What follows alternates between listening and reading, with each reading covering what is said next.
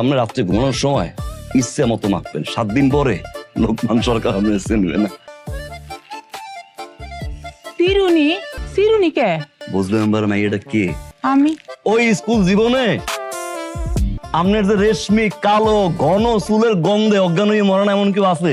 আজকে সেই চুল কই? মাথাটা দেখলে মনে হয় ঝাড়ুর মাথা।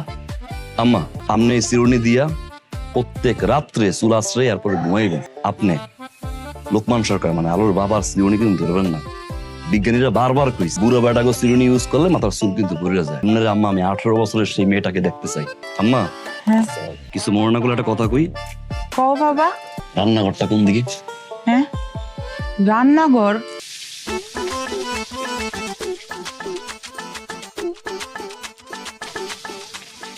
আমার যখন যৌবন ছিল আমার বাসায় যে বিয়ের প্রস্তাব আসতো, হাজার হাজার বিয়ের প্রস্তাব আসতো, আমার বাপ তো না করতে করতে পাগল হয়ে যাইত। আচ্ছা আম্মা, এই ঘরটার ভিতরে সর্বশেষ কোন মানুষটা আপনারা বলছিল দিন বসে বসে খাও, আমি রান্না করি?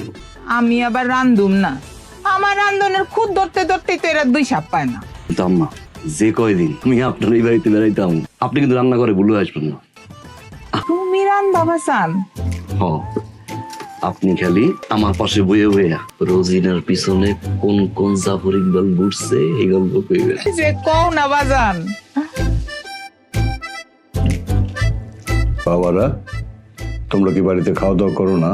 আঙ্কেল, আমি খাওয়া আমি কিছু বুঝি না। একবেলা না খাইলে 3 বেলা চোখ থেকে আন্দা দেয়। লেগে খাওয়ানোর আগে একবার খাই, খাওয়ানোর পরও একবার খাই, উঠতে আবার শরীরটা জাকা দিয়ে আর একবার খাই। আমার চলেই না। তুমি যে এখানে আসছো সেটা তোমার বাপ মা জানে? জানে, বলছে আপনি দাওয়াত দিছেন।